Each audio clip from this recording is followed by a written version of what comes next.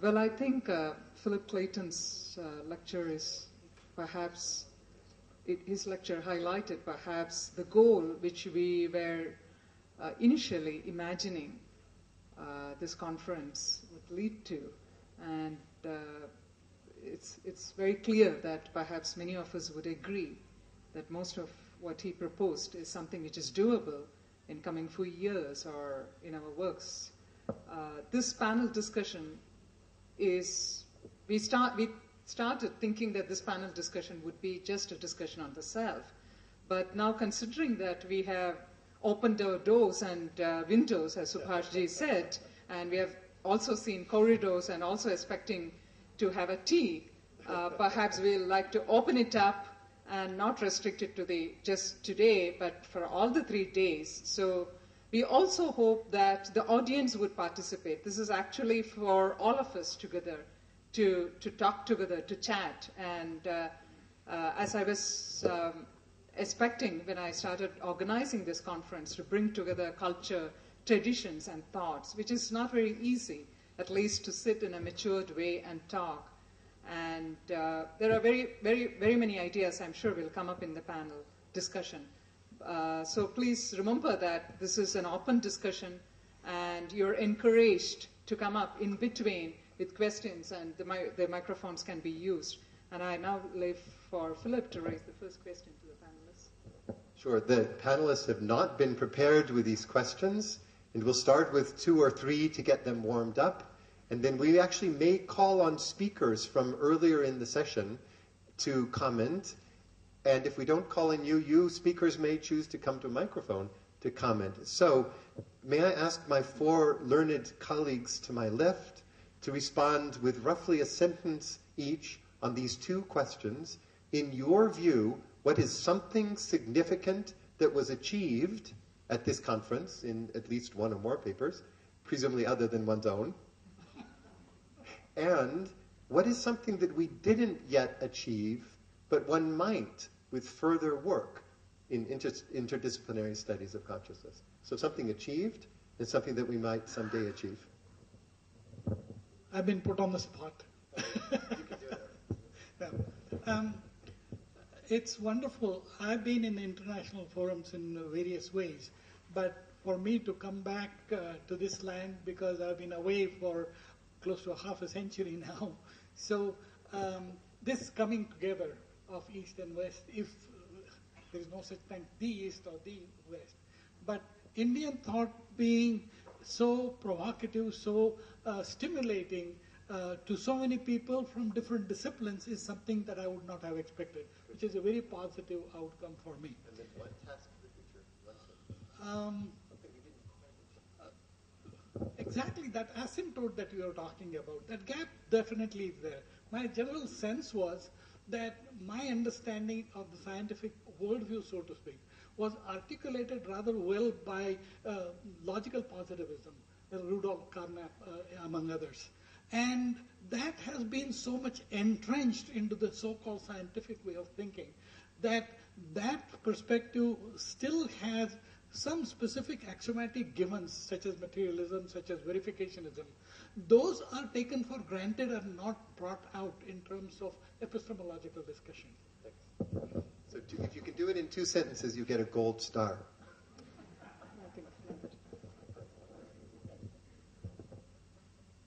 To me, it seems that this particular forum had the conglomeration of not only people from different branches of science, philosophy, neuropsychiatry, psychology, and others, but they exchanged views on consciousness and definitely on self has indicated a particular point which I can summarily say that everybody is saying more or less the same thing after the whole day's discussion. That is, the self must be emphasized, the self must be enhanced in order to have the consciousness towards the inner components to bring out something very, very specific and positive in the external reality where we dwell. This is the achievement that is there in my mind regarding the gap the dearth that I could feel. Everybody spoke of things in a conceptual frame, but no specific directives were attainable in the situation, how to go about it, how to attain those things, and how to be an achiever in this particular platform, to be same with others, having my own uniqueness and distinctiveness. My name is Anthony Thomas, because I sent a paper on, the title was, Do Intelligent People Resist New Knowledge and Information? Unfortunately, it didn't appear on the abstract, or my name was misspelled, so anyhow I had to correct that. What I'm trying to say is that we have this information that we have a tendency to believe that we are right. And this was proved in 50 years back by Festinger putting the theory called cognitive dissonance, which says you can have hundreds of cognitions, but as soon as there are two cognitions which contradict, you are forced to do something. There is a motivational force. That's why when you hear something that you learn, somebody says something different, you have a tendency to discount the other's perspective. So this particular idea, if you can acknowledge that we are human beings, whether it is a saint or a philosopher, whoever it is, we still have this tendency. It's a basic tendency that we are right, and when as soon as somebody is challenging our notion, we get really upset. So we have to accept that it is possible that we can make mistakes. And one of the things we need to ask is, please criticize me. A very intelligent person can ask other person, please criticize me. This is my theory, but I need to know whether you agree with that. If we can subject our own theories to other people, then it's a good idea that we can share that information. I think this is what the crux of the issue that you mentioned. We have so much differences because we don't subject our things to other persons. So the first thing I'm trying to say is that ask the question every time, please criticize me. Beg for other person to criticize you so that we can improve our version. Thank you.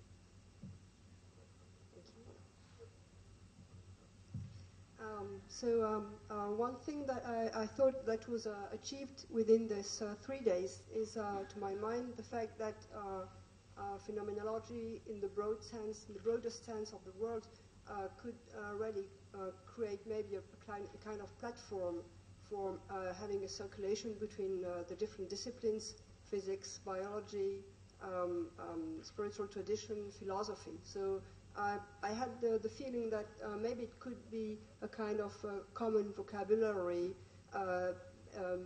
able to help each other to discuss on a safer ground beyond the boundaries of disciplines. So for me, it was something that emerged during the 3 days gradually. And as far as what is still needed, the kind of things that should be worked out maybe more precisely, I would say on the one side, I have the impression that the neurophenomenological paradigm is, as you put it again together very very interestingly and very brilliantly. I'm wondering if, as Francisco Varela was saying himself, it's a bi-directional paradigm. So maybe if we have this kind of plurality of disciplines, maybe we need to go further and not have a kind of reasoning between two sides only. So maybe there is a need for an extension of this bi-directional paradigm, given the difference of vocabulary in physics and in spiritual traditions, in philosophy, in biology. Maybe we need to extend the paradigm, I would say. As this paradigm is concerned, I think that what would be necessary, and again, Francisco Varela was very lucid about that, but I'm still waiting for such things, is the necessity to check the paradigm in a very concrete way, to use very specific studies and issues to bring about this kind of mutual constraining operations, and to use very specific experiences on the neurological side on the one side, and on the experiential side on the other side. So it needs still to be done, I think, and people like Antoine Lutz have began to do that. But I think what is still missing in Lutz's work, for example, is the refined experiential phenomenological inquiry. So he has the very refined neurodynamics, and then he uses, I would say, advanced Buddhist advanced meditators to observe their own attentional stability. So it brings about very interesting materials on the neurodynamical side. But then the question is, how can we adjust that and refine that on the experiential level? We take their attentional stability for granted, but we don't really describe it very in a refined way. So it's lacking for me. Well, I think Philip's talk, and many of us also, I think, raised this issue during this day, that definitely there are challenges from two sides to start with, if not from many sides. But if we reduce the pluralistic positions into at least two, there are bidirectional challenges. If so, what is that which we would give up to open up a new space in either ways? So I would like to know, I mean, of course, in this audience, there are not too many people who do science, but would like to also hear from others, perhaps after the panelists respond, that what is that we perhaps have to give up in order to make the challenge more easygoing and perhaps have more approachability to the other side. We should start with this group. One thing that seems to be necessary to give up is a tendency to restrict ourselves to the specific way of saying things, the language, the terminology that we stick to, without trying to make perfect translations may not be possible. But rough translations, say this is something like what you are saying, are we okay? So unless I am able to give up my clinging to this particular terminology and this particular methodology, but by the same token, I'm completely agreement with you. My way of looking at it, if somebody, I have the tendency, I have tried myself to give my writings before its publication to a number of people, not only that, in my classroom in the university, and inviting, show my mistakes, because that only brings me next time better. Because if I can think through and say, okay, see that, true, he is a student, but he pointed out that there's something may not be right. If I'm able to give that scope to the other person, then it's not minimizing me, but making me better. So if I can give up my pretense to the omniscience that I pretend to have, then I think I will be improving.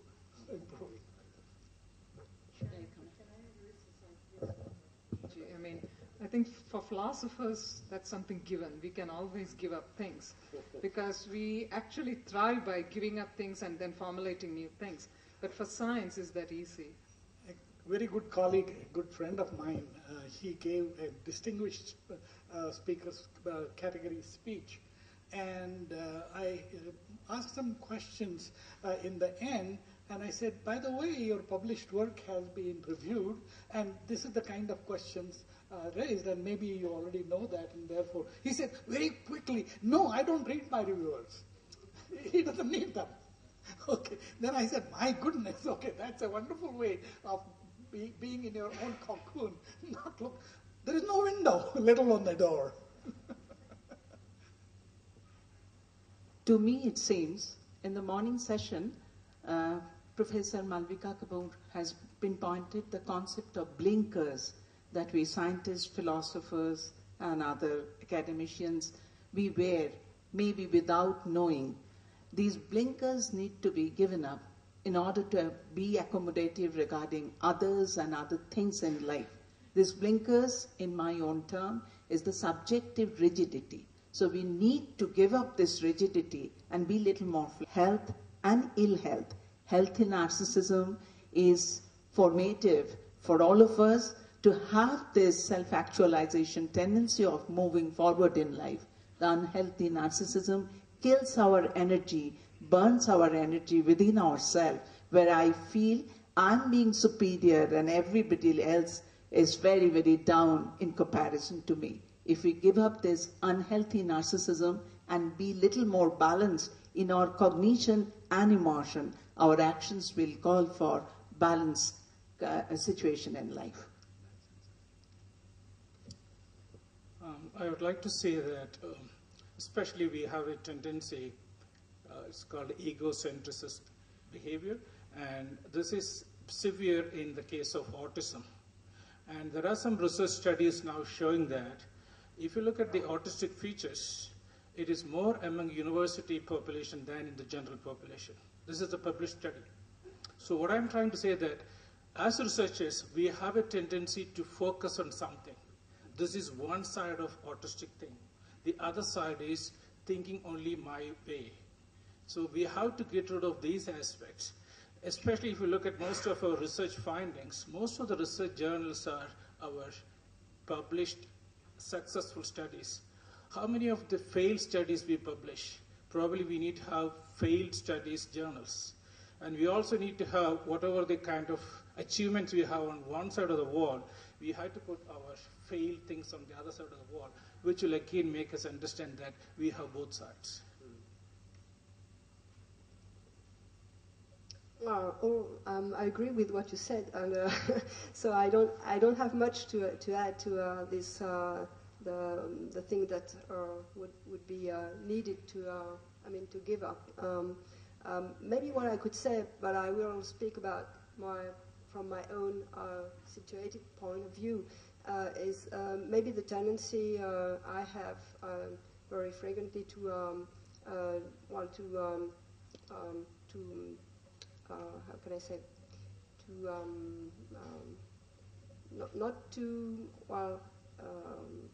not to be too conflictual, and to stay in harmony, and to try to see how to reconcile point of view.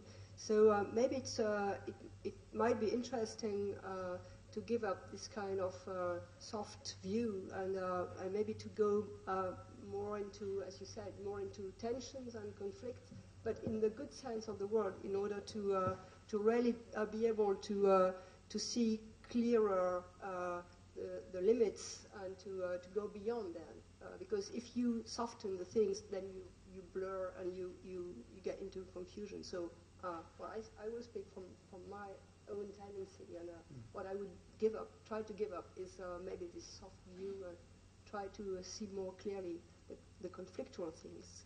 Nice. Our next question is for the day one speakers. We invite the day one speakers to the microphone to answer the following question. What would you say differently now, having experienced days 2 and 3? That is, the philosophers of day 3 and the biologists of day 2. What might you say differently? What could you say better? Or would you have something that you want to say to them that they've disregarded? Yes, please. If you're a day 1 speaker, come to the microphone and answer that. And day 2 speakers know that you're likely to get the next question. I was surprised when you said you must give up.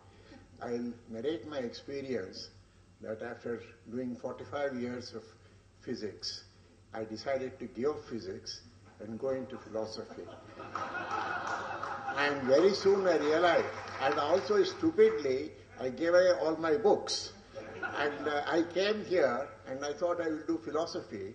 And very soon I realized I need to do much more physics than all the physics that I had done before. I think that is what happened now, that every branch of science practically needs every other branch of science. We have to have an integrated approach. And when we say give up, we must give up prejudices. That's all I would like to say.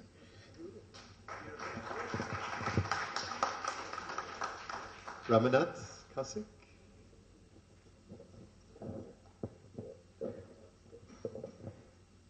It's difficult for me to answer this question. I'm still absorbing this wonderful diversity of views and ideas. Certainly I've been stimulated and has led me thinking about, after all, I didn't say very much in my lecture, and how I will change it is even more difficult question.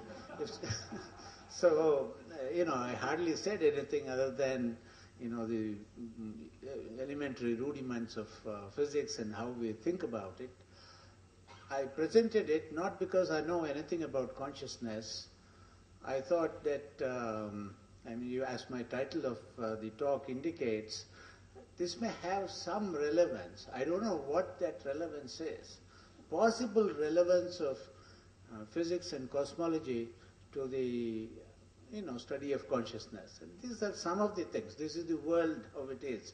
This is how we answer questions in that world. How do I think of origin of matter in cosmology? How do I think of driving systems? How do I generate order in that system? That's all I talked about. What the relevance to consciousness per se, I do not know. I'm sorry. I wish I could say something that would help the movement of things in a forward direction. Yeah, please. Myself, Dr. Mrs. Ranjit Kaur Sanghi from Dalbagh Educational Institute, Agra. My conclusion is that all the biologists, physicists, chemists, means scientists, should take whatever is written in our scriptures in Gita, Vedanta, Bible or Quran and extract some hypotheses and test them by looking within. They should give up looking outside only in the labs, in the experiments, because consciousness is so subtle. We cannot understand its true nature until and unless we look within. So scientists should look within and take hypotheses, prepare hypotheses from our philosophy, religion and spiritual literature. Thank you very much. Thank you very much. Day two speakers recognize there are very complex relationships between today. Did I leave somebody out? Oh, excuse me. I assumed you would come of your own, but you get a special invitation at any time. Thank you very much. I really was bowled over by the response to this conference people coming from 9 countries, and in fact quite a few people here that are IT oriented in Bangalore who are actually interested in this rather than their cybernetics. What I like to mention is that consciousness is a wonderful, unique entity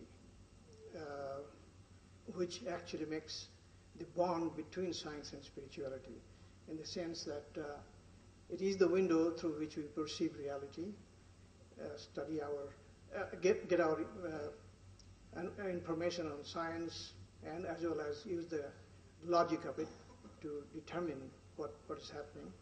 And by the way, no scientist worth their salt should claim that they know everything. And science is always open-ended, and in fact, I believe that's the way it should be, otherwise life would be too boring, and we scientists would be out of a job. So science, by the way, when something is established, it is not falsified under those circumstances. Like, for instance, Newton's law is still good for designing satellites, designing automobiles, and so forth. But when you go to higher speed or higher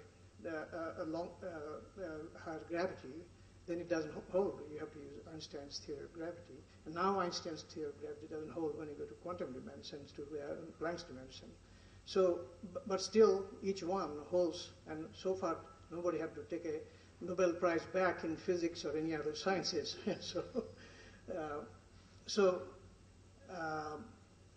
You know, the same consciousness that determines this, or finds this truth by deduction, by experiment, is the one we also need for our experiential experiential life. And after all, at the end of the day, that's what it matters, whether we are happy or not. So, as Einstein very eloquently put it, and I think you, Mr. Clayton, should know that very well, that science without religion is lame, and religion without science is blind, which is very eloquently put, because, as I said, science cannot give us experience, but science can prevent us from going down a thorny path by pointing out what the factual facts and logics are. And so this is why religion without science is blind. On the other hand, science without religion is really lame, meaning sterile. In fact, Einstein himself said that the fanatical atheists are like slaves who have thrown off their chains after hard struggle, and they are and in reaction to their grudge of the opium of masses, they are really forgetting the essence of reality. And in fact, even though he was not a believer in personal God, he preferred people who were believers rather than who were atheists, because he said having a transcendental outlook is something, at least somebody who believes in God in whatever form, while atheists do not have that transcendental outlook. This is why he prefer the people with that idea. And he himself, I guess, described himself as a spiritual agnostic. And because agnostic means I do not know, and that covers a lot of ground. What is it that you do not know? And he specified that. He said that when I look at the way nature works, how well it is organized, the bedrock of reality, I get that cosmic religious feeling, the transcendent feeling, but I do not know the exact nature of it. That's why he's agnostic, that he doesn't know exact nature of that. And I think probably most rational human beings feel that way, that we know there is something much bigger behind our existence, but none of us know the exact nature of that. And this is why I think we need both science and spirituality through the vehicle of consciousness. And this is why this interdisciplinary session has been so useful. Thank you very much for letting me talk, have my award. Thank you. Speakers know that this question of the relationship with day 3 is very complex and are shy to speak to it because we've walked on ice that to them appears very thin.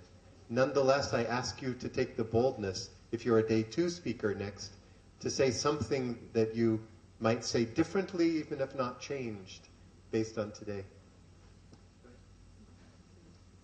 Yeah, Anand? Ananta? And I see others as well I'm looking at. Okay, so a few brief points. First, I think Professor Ramanna was right. I do represent other species. Clearly there are fewer second-day speakers today. But more seriously, I think Professor Clayton's talk really reminded me again on a very personal note on the feud that I seem to perpetually be having with Sangeeta, where she represents one aspect and I represent the other. So let me just take that a little forward and respond to a little comment she made in between, which is that it's perhaps difficult for most people to give up for reasons that we've seen. But going beyond the individual, as a discipline, science does believe in constantly relooking at it and throwing out what cannot be substantiated. So I just wanted to say that it's not very difficult as a discipline for science to give up. Having said that, I think and this is the discussions I've been having with some of the students outside the hall, I think the problem that scientists face in this kind of issues is that one of the things we feel is that perhaps science hasn't been given enough of a chance yet, right? And I think Dr. Clayton brought that out very nicely when he showed that there were some phenomena which even perhaps 50 years ago we would have thought would be impossible for science to address, and yet we do have a better understanding today. We perhaps don't have a complete understanding. We may never have a complete understanding in all its manifestations. But I think give science a chance, I think, is an important point, and that is the way I responded to the first day speakers, because a simple question, and I found a kindred spirit in Dr. Mayank Mehta, and we both questioned whether we need to invoke something that is perhaps a little more intangible to explain a phenomenon where there still might be little more tangible ways of addressing it. And so that is perhaps the limits of my ignorance, but it's something we must keep in mind. Now, to come back specifically to biology, I think one of the pleas that biologists make, and Shomini Rao expressed that on the first day and I did on the second day as well, we need definitions. We need to understand each other, because if you say consciousness and I say consciousness, and you brought this point out, I need to know what you're defining it. Only then will I know whether my discipline can address the problem that you have raised. If I do not understand what your concept of consciousness is, how will my methodologies ever come to bear on it? So I think this is a common plea to all of us, and I think Dr. Depraz made the same comment just now, that we need to be very, very clear about what is it that we are defining, what is it that we are delimiting, and what are the limits. And I don't want to use the word falsifiability, but what are the limits of what we are saying, and where we recognize that, yes, our methodologies stop here, and now you're talking about a concept that perhaps my methodologies have not even thought about, and I need time to go there.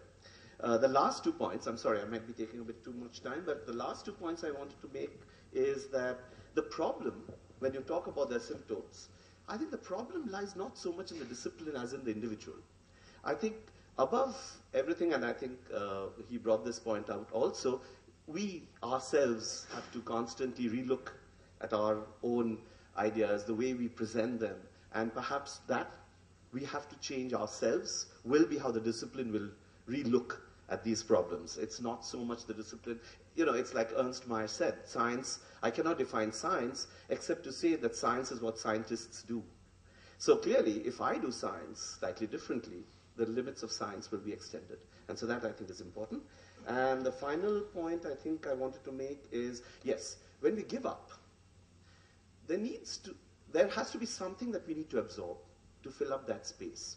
And my worry is that, do I know enough of what Sangeeta is talking about for me to absorb that and understand it? So if I come from a very narrow background of biology, I will perhaps never understand what a first-person phenomenology is. And so I need time to understand, and that brings me back to that point that I'll bring ad nauseum.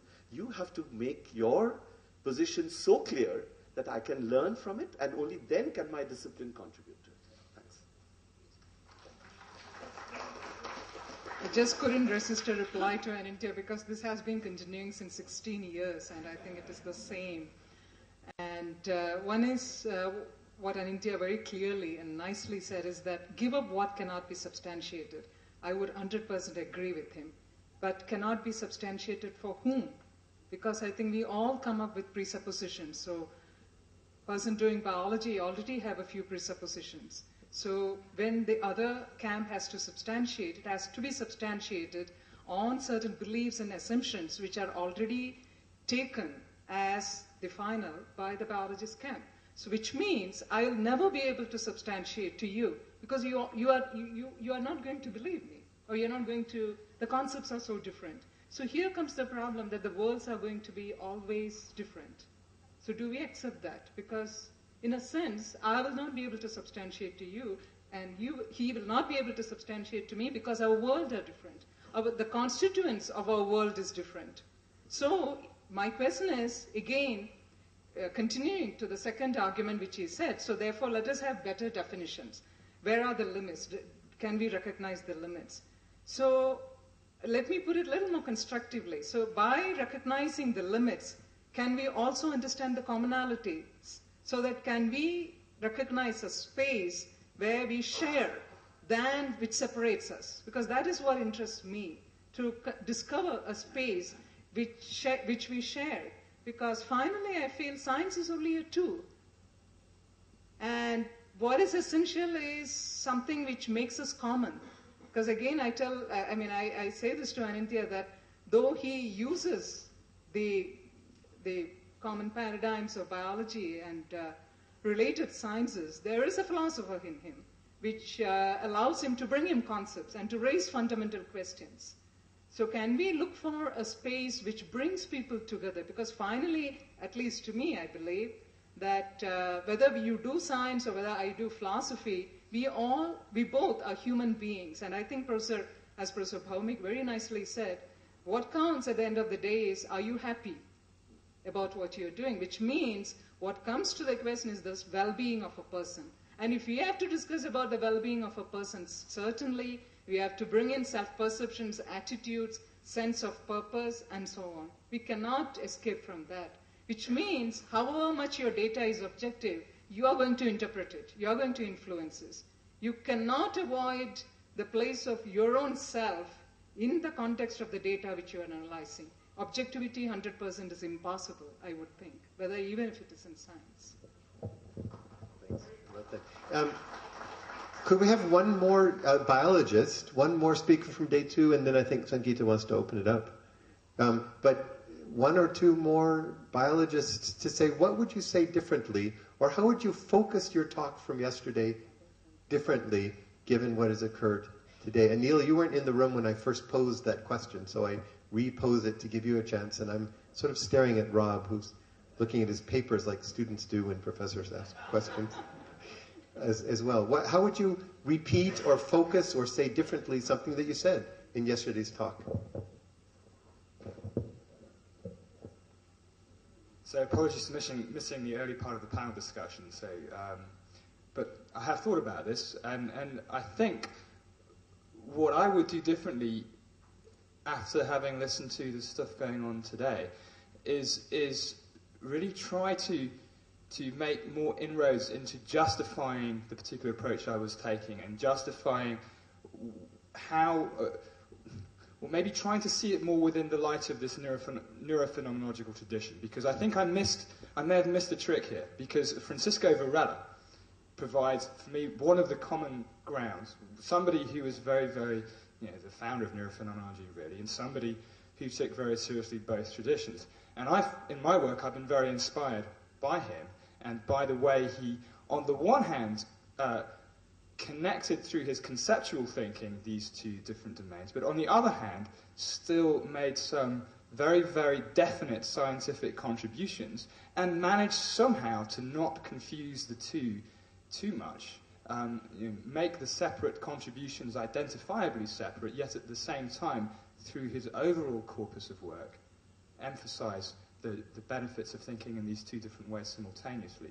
And I think I probably missed a trick by not leveraging that kind of approach too much, because back to my question earlier, what I think I would have to give up is some of the insights, naive insights that I might have about what it is we're trying to explain, whether you call them definitions or explananda. I think people studying consciousness are perhaps too quick to think they know what it is that they're studying and cash it out all too quickly into experimentally tractable contrasts between wake, sleep, anesthesia, and such and such. And there's no need to do that. So the emphasis on self today brought to mind a lot of good recent work by people like Thomas Metzinger, Olaf Blanke. You alluded to some of the stuff about stimulation of junctions. You can have experimentally manipulable things going on about our experience of selfhood per se. And that that sort of work, I think, buys very directly into some of the phenomenological insights that we were discussing today. But that's what I would do differently, maybe.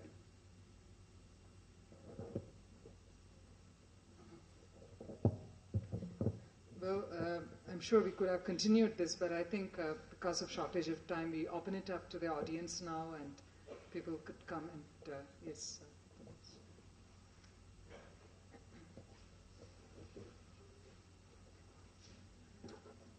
So I would propose a more radical thing. Yeah, and may I just interrupt saying that Yes. please be brief. Okay. Please don't use more than 4 sentences. Oops. That's kind of difficult. Come on, Sangeeta.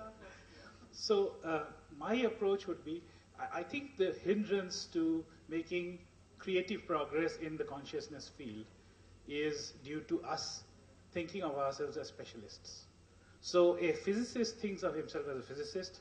A psychologist starts by quoting Freud and then Karl Popper and so on. So I think if you have to give up, do as much of your career as you can, give up that career. Become a generalist, and then sincerely jump into a philosopher, sincerely jump into physics and learn physics as if you're learning physics by the granularity. And then only, if you have not taken a generalist approach in your mind, I think you'll continue to be on your own direction, whatever that is, neuroscience and so on. And I don't believe major creative progress is possible. Like Dr. Srikanth says.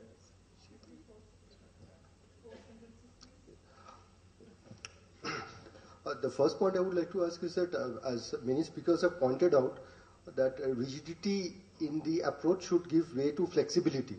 So I just want to ask a question to the panelists, that oftentimes we get into a problem because we expect one particular approach. Let's say, as Dr. Paranjpe pointed out, logical positivism, to be able to illuminate what areas which may not be suitable for that. So can you please illuminate, for example, their theory of multiple intelligences, other ways of knowing, emotional intelligence or intuition, which may help us to adapt better, particularly because probably logical positivism was meant for the physical sciences. Okay, it may not be as well applicable to human experience, which is probably much closer to us.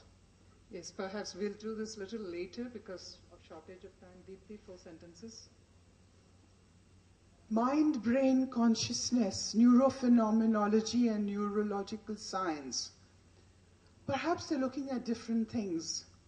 The clarity and definition, I completely agree with the scientist, was not clear of what is consciousness, what is within, and who is looking within, who is the I. So perhaps next time I completely agree with all of you as to what we can do better. And is it possible that consciousness is intangible and experiential, and we do not yet have the instruments to measure it? Just like Einstein said, trying to measure a globe with a scale. Perhaps that's what we're trying to do. Perhaps there's another way of looking at it. Something subtle, something intuitive, something not yet comprehended. Thank you. Judy Laverishu. Strength of a huge gigantic tree lies the extent to which the roots are ground within. As a scientist, we may be looking outside, but if we have the roots grounded within, whatever we are doing will be reliable and standing. My question to the panelist is, what is that we must possess or we must have? There should not be any compromise in that. What is that we must possess in order to look within successfully? The eligibility. Thank you. Listen, now in a mood of just listening, so we'll keep to that woe. Your 4 sentences, yes, please. My comment or suggestion towards Dr. Philip, he said that consciousness has not been defined yet. In some authors said as he has given. In Theosophical Society, Colonel Leadbeater has written about consciousness from stone to man and onwards. Second, we have not included here any speakers from Islamic studies. If we go back, they had started asylum or mental hospitals long back before we had started in Europe or other places. And they treated the patients very sympathetically or empathetically, both. Second, about the definition of consciousness. Yes, there's a two diverse stream.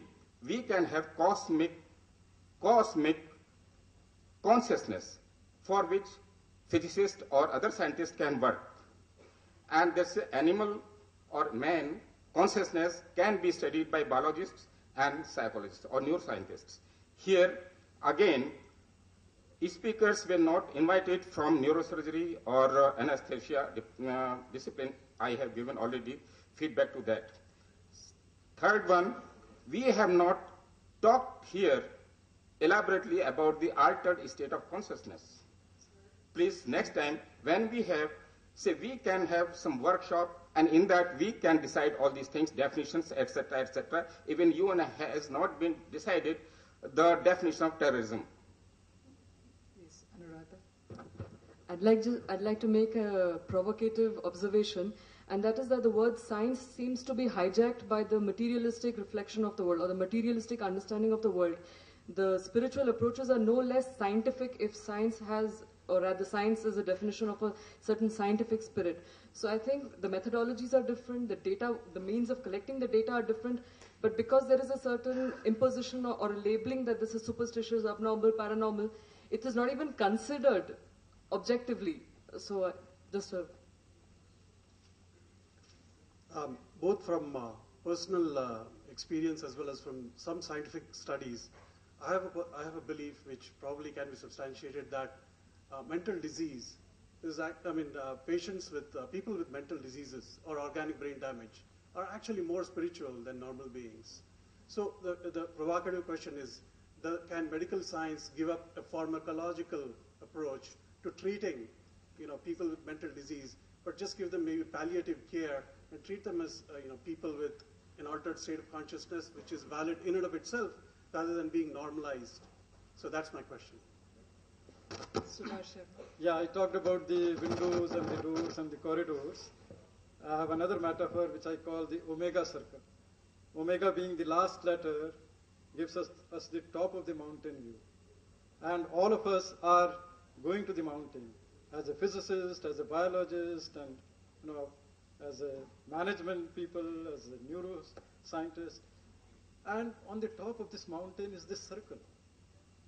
And this circle, we are all, sitting around the circle and exchanging, having a dialogue and the discussion and the discourse. And it is this kind of omega circle approach which we need in order to bring the different disciplines together.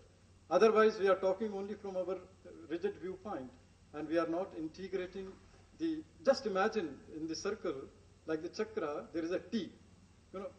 All these lines are there. Each line is like a T. And all of us are individually looking at that T as a truth. And we are forgetting the other T's. So what we need to do is that we need to have the dialogue in all the T's so that there is a holistic approach. Thank you very much.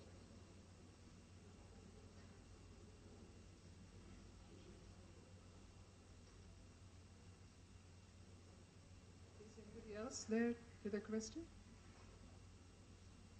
Professor Sharma, yeah. 3.5 sentence, please. I would just like to add with a positive note, because we were just seeing the difference in literature, but what we could not find the commonality. First is that different discipline people came, they talked, and other discipline listened, not only listened, but for 3 days they were listening to each other. They came, this was the first positive step. They talked and each one was listening, another positive step. The third is, what one could see, there was more commonality because there was no difference as for the purpose, whether it is science or philosophy. The purpose is to search the truth.